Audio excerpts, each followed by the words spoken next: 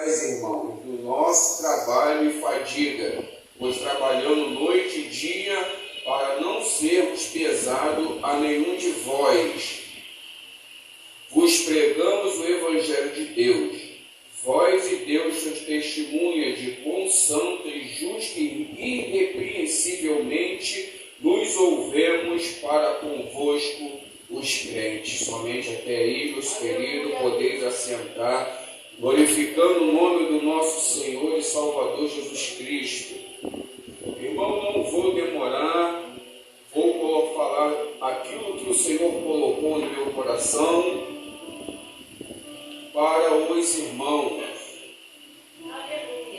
Irmão, como eu falei, o apóstolo Paulo, ele começa a sua trajetória. Se a gente for entrar um pouco na biografia de Paulo, nós sabemos que o apóstolo, antes de ser apóstolo, ele era um homem, podemos dizer, frustrado.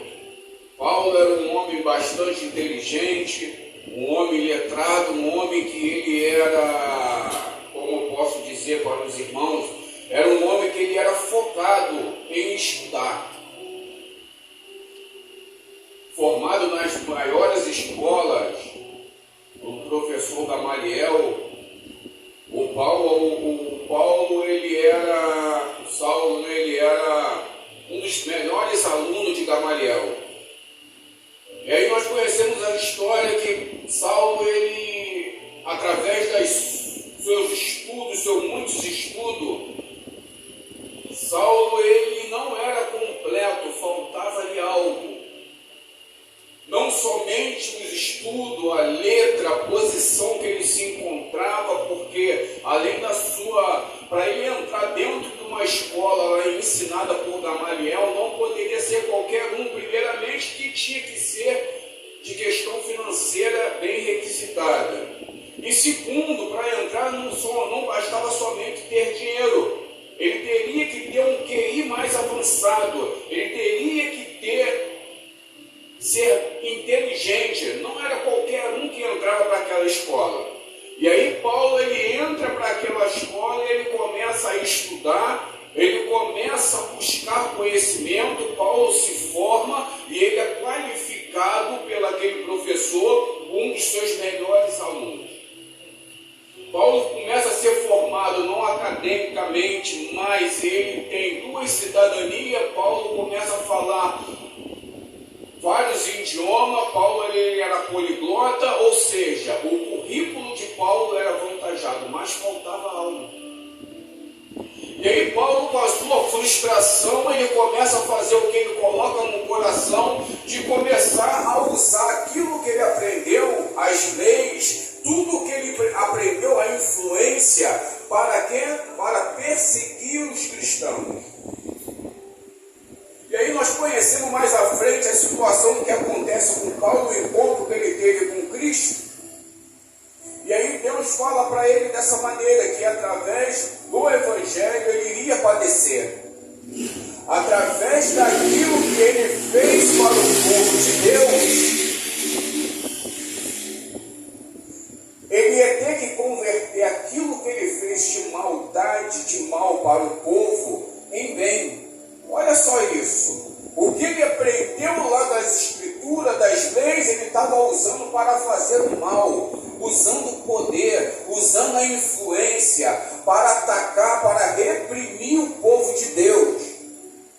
E aí Jesus fala para ele: Paulo, tu irás padecer pelo meu nome, você vai sofrer naufrágio, você vai ser chicoteado, não vão dar crédito à sua palavra.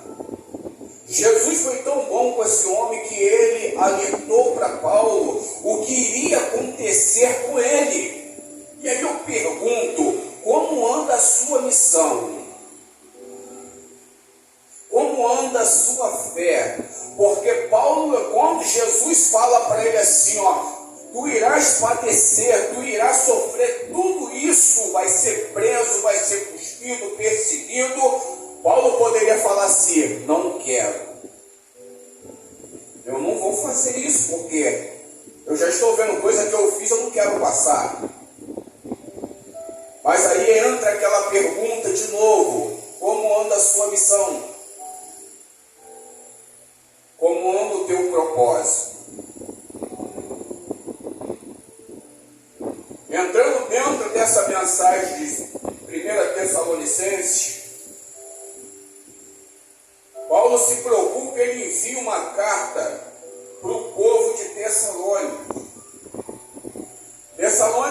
Essa Tessalonicense, essa cidade, ela era uma cidade mercante, era uma cidade de muito movimento, de compras e vendas, não só para a entrada pelo mar, o comércio, mas por terra. Era uma cidade muito populosa ao nordeste da Grécia. Paulo ali, ele era um homem estratégico, ele via uma oportunidade naquele lugar. Paulo fundou uma igreja por onde ele passou. E a preocupação que esse homem tinha, em todo lugar que ele passava, ele fundava ali uma igreja, um ministério. Mas o interessante é que não era a igreja dele, era a igreja de Cristo.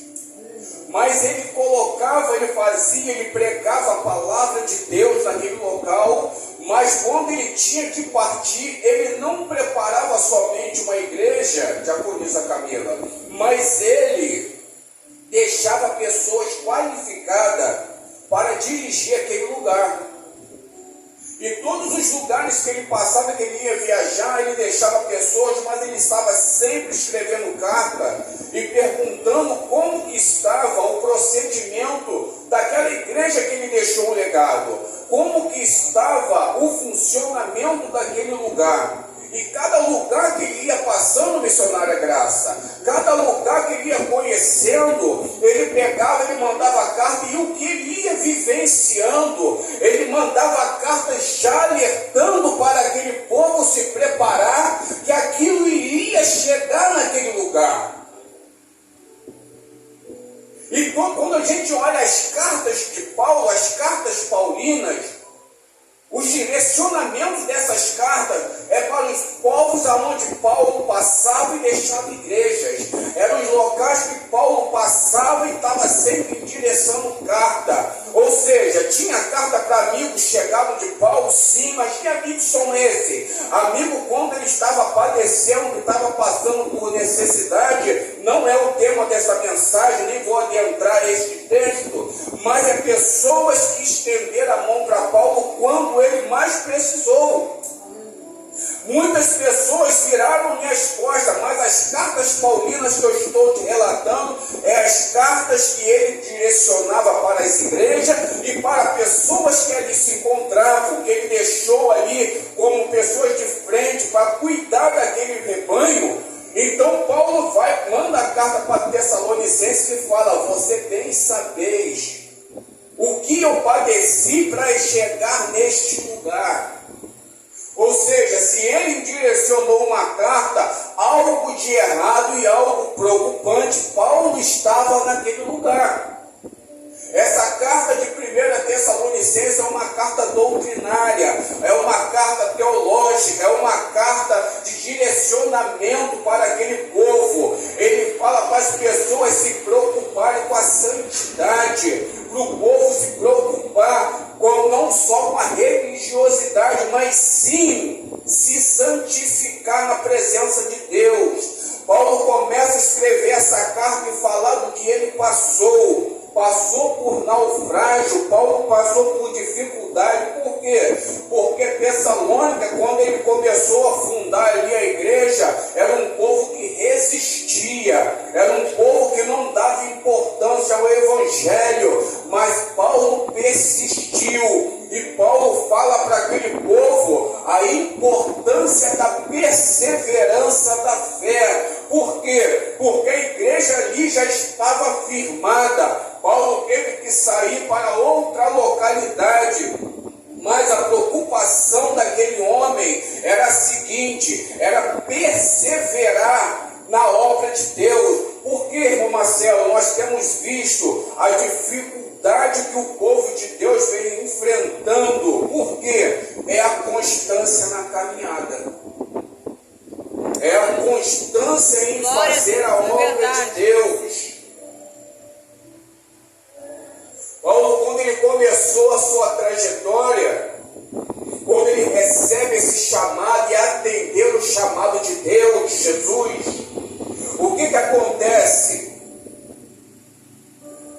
Paulo, quando eu falei que ele estava frustrado, irmão, Paulo se esconde porque a sua paternidade, os seus pais biológicos rejeitaram Paulo, porque Paulo tinha se convertido ao Evangelho.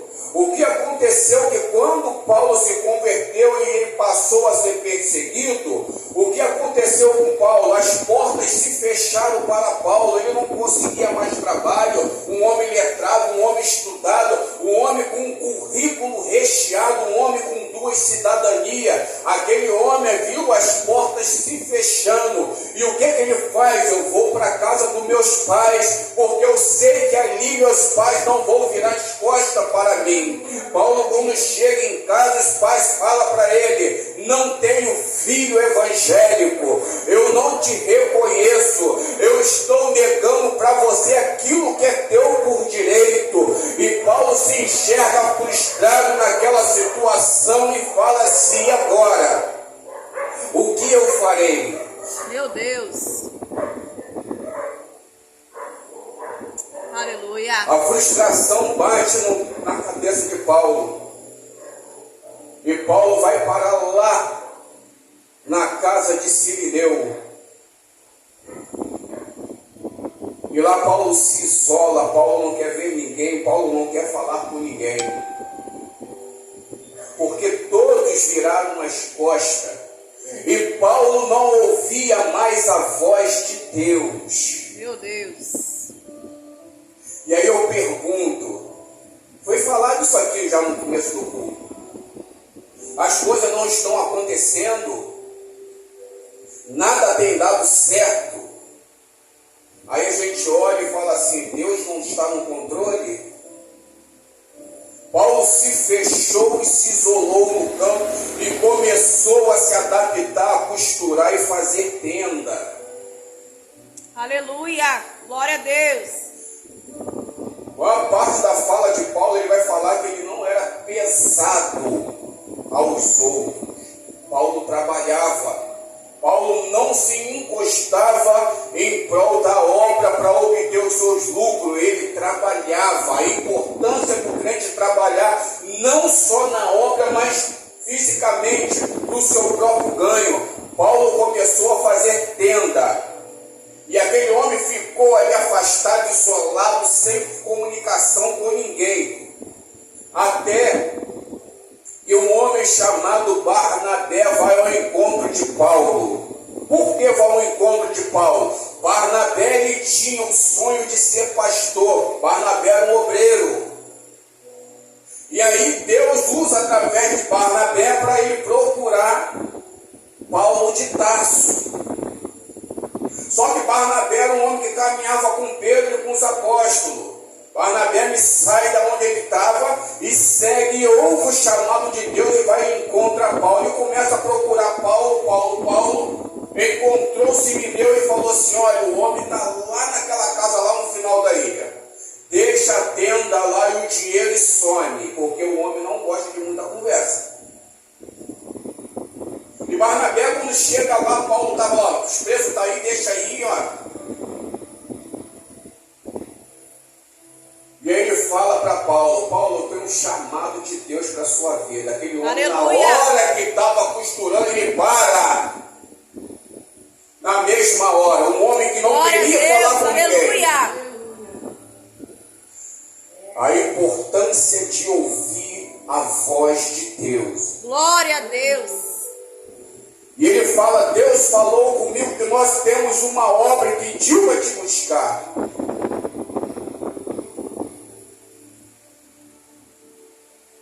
Mas Barnabé vira para ele e fala assim: pelo horário que nós já estamos, termina suas entregas, que eu eu espero para que nós partimos. Estamos dentro do texto, tá, irmão? Aleluia. E Paulo fala: partiremos hoje, porque há 14 anos que eu já estou no óleo. Meu Deus, aleluia. Há 14 anos, meu pastor, sem ouvir a voz de Deus. Há 14 anos orando a Deus e não ouvindo a voz de Deus. Mas quando Deus envia um homem chamado Barnabé, que não falou muito, mas falou simplesmente: Deus me enviou para que você vá comigo fazer a sua obra. Paulo parou na mesma hora e falou: não espero mais nem um minuto. O que Paulo estava dizendo naquela hora é que as minhas orações foram ouvidas. Deus aqui está me respondendo. Louvado seja o nome do Senhor. Paulo partiu para fazer a obra de Deus. Só que Barnabé era um homem que era até escrita, era um homem que relatava tudo o que se acontecia e passava o relatório para Pedro. Por quê? Porque Pedro era o responsável pelas igrejas. Porque foi confiada da parte do Senhor Jesus que Pedro fosse o responsável pelo firmamento da sua igreja na terra. Então Barnabé passava todo o relatório para Pedro. Só o que acontece? Barnabé era um homem de muita influência, um homem que tinha muito dinheiro, porém ele era um obreiro. E Barnabé tinha o seu sonho de ser pastor. Só que ele estava acostumado a ver certos tipos de coisa.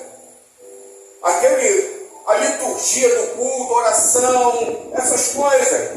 Mas só que ele estava com alguém diferente do lado dele. Alguém que estava, meu pastor, há 14 anos orando, jejuando, cristão. Então aquilo que ele estava enxergando estava limitado aos seus olhos. Porque um homem que está buscando a Deus, que está jejuando, ele não fala muito, ele ora, ele busca. Glória, e glória, glória a Deus. as pessoas vão ver que Deus está verdadeiramente na vida dele, é os atos. Glória Porque quem vai falar é o Espírito Santo. Não é nós vamos falar com a nossa boca. Nós temos que demonstrar para o mundo através de quê? Do nosso testemunho, meus amados. Quando eles começaram, chegaram na primeira cidade e começaram a pregar o evangelho, o povo não sabia o que era Deus. Meu Deus. E quando Paulo começa a pregar, dá 2 pessoas. No segundo dia, a igreja continua com 2 pessoas. Oh, glória! Aleluia! Oh, glórias! No terceiro dia, Paulo começa a buscar mais a presença do Eterno. E já começa a aumentar o povo. Paulo começa a ministrar a palavra, Paulo começa a orar, começa a falar em línguas e o povo não começa a entender nada e fala assim: o que está acontecendo?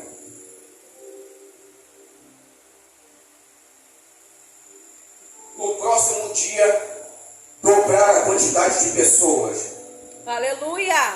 Porque eles começavam a falar um com o outro: olha, eu fui numa igreja ontem, estava tendo um culto lá, irmão, e tinha uma coisa diferente naquele lugar. Como assim? Não é a mesma coisa? Não. É um homem lá que está orando, ele começa a orar, ele começa a falar umas línguas diferentes, e as pessoas que estão lá também começam a tomar conta e falar a mesma coisa, pular, sapatear, e a pessoa ali toma um culto, toma um procedimento diferente, que todo mundo começa a falar a mesma língua e se entender uma língua que eu não conheço. Aleluia! E o povo fala: eu quero saber o que é isso.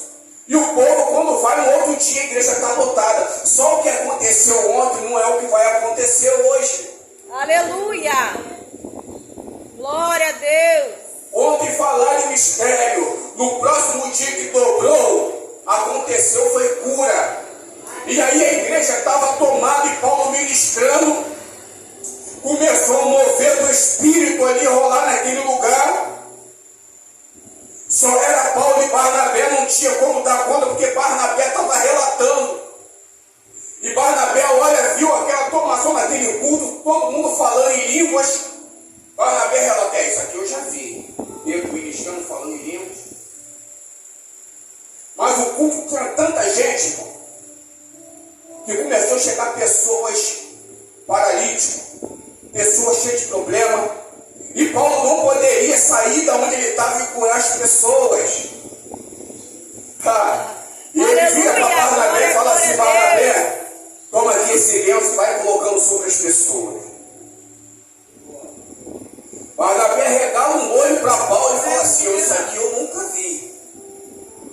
E aquele homem começa a tocar nas pessoas, e aquelas pessoas de fato realmente eram curadas. Glória a Deus, aleluia. E Barnabé, quando terminou, ele falou assim, Paulo, glória a falar Deus. em língua eu já vi, oração com fervor já vi, agora cura com lenço, aí a essência não está no pano. Aleluia, glória, glória a Deus, aleluia. Oh, aleluia. Eu não sei quantos estão entendendo essa mensagem. De repente nós entramos dentro de um lugar aonde a gente vê espaços de cadeiras vazias, as pessoas olham assim, aquilo ali só tem poucas pessoas. Se engana quem pensa que Deus trabalha na quantidade. Se engana quem pensa que isso aqui só está aqui por estar aberto.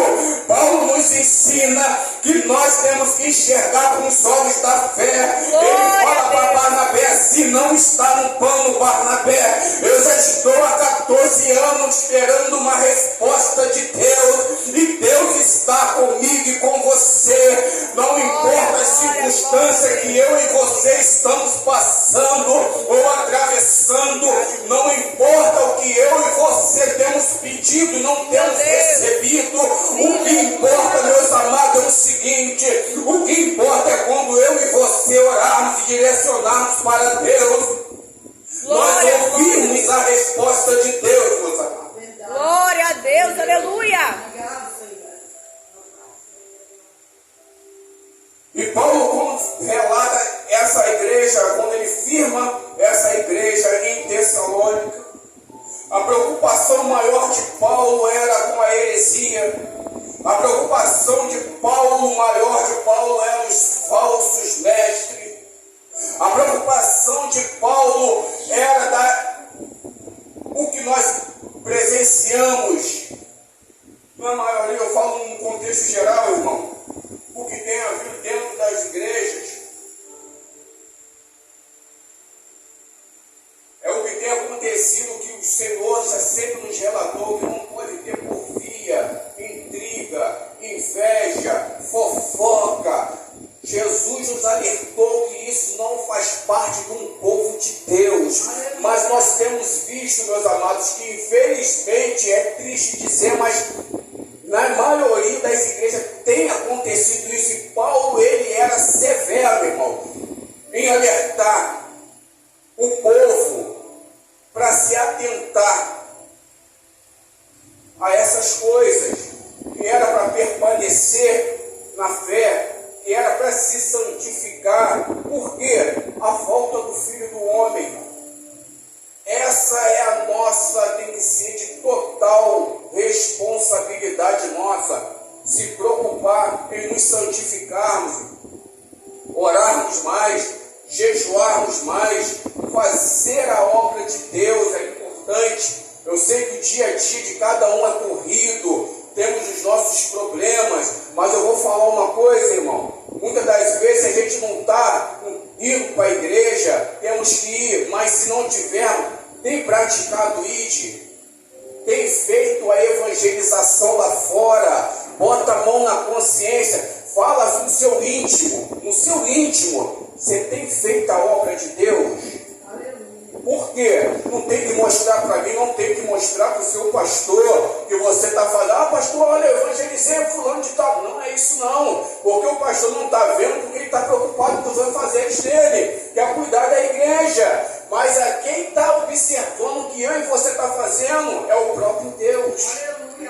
Paulo, ele falava, ele era bem claro quando ele falava, cuidados com os falsos mestres, cuidado com a heresia. Por quê? Porque por onde ele estava passando, ele já estava vendo. Então a preocupação dele era sempre essa, está sempre enviando as cartas para preparar a igreja. Jesus, ele veio e deixou o legado dele, deixou ensinamentos valiosíssimos, deixou instruções, ele preparou todo o caminho para dizer para mim, para você que vai falar assim, ó, eu fui, mas eu vou voltar.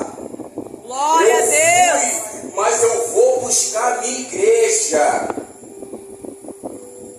E nós estamos preparados, irmão, para a vida de Cristo? É, Senhor, aleluia. Faça aquela pergunta para você mesmo. Se o Senhor vier agora, estar pronto para subir? É, Deus. E aí entra, irmão, quando a gente começa a fazer verdadeiramente, né, a vontade, se sujeitarmos a Deus, as dificuldades elas começam a se levantar, as pedras começam a surgir, os apontamentos começam a aparecer, o julgamento já está à porta a todo momento. E aí é o que eu falo, quando o Senhor falou para Paulo que ele iria passar, Paulo ele tinha que se provar para ele mesmo, em primeiro lugar, e em segundo, ser grato a Deus pela oportunidade que Deus deu para ele. A vida de Paulo toda, a trajetória de Paulo foi dessa forma. Ele tinha prazer, como ele já falou, o meu prazer que eu tenho é gloriar-me pelas minhas obras que eu faço, mas na cruz do Calvário, eu me glorio na cruz. Então Paulo tinha o prazer de estar passando pelo aquele processo, porque ele via que ele era merecedor daquilo, porque o que ele fez, ele estava passando tudo aquilo que o Senhor falou que ele iria passar. E nós, irmãos, temos que trazer esse ensinamento para os nossos dias de hoje. Porque eu me lembro bem de uma passagem que eu li, que Tiago e João quiseram fazer descer fogo do céu para destruir os samaritanos. Quem lembra dessa passagem? Quem lembra? Só que eles oraram, mas não foram respondidos. O que isso lembra vocês? Jonas. Mas interessante que eles queriam que destruísse os samaritanos. Em Atos 8, 14 e 25, o Espírito Santo incendiou o descida do Espírito Santo na Pentecoste. A gente tem que ter sabedoria e cuidado com aquilo que a gente pede a Deus também. É verdade. Porque primeiramente Deus sabe que cada um de nós precisamos. Deus conhece a trajetória de cada um. Glória a Deus. Conhece aquilo que a gente precisa, aquilo que cada um tem passado. Mas a pergunta que eu faço é: como anda a sua missão? Aleluia. Como anda o seu caminhar? Encaminhado com Cristo? Ou tem estacionado? Naquele grande dia o Senhor vai olhar para mim e para você e vai falar assim: mostra-me as suas obras. Quando chegar aquele dia, eu prefiro ouvir de Deus assim, ó, passa para o lado direito, do que ouvir aquela palavra dura, apartai leves de mim, porque eu não os conheço. Isso é muito sério. Porque quando o apóstolo se preocupava com a igreja, era nesse sentido. Salvação de alma não é só para aqueles que estão lá fora. Salvação de alma é nós que estamos dentro também. É permanecer na fé. É permanecer dentro da vontade de Deus. Por quê? Carregar uma Bíblia, ir aos cultos de domingo, dia de semana, e dizer que é crente, não vai contar quando chegar aquele grande dia. Hein, irmãos? Que Deus possa continuar falando mais na vida dos irmãos. Deus abençoe a cada um de vocês. Eu agradeço a Deus por oportunidade.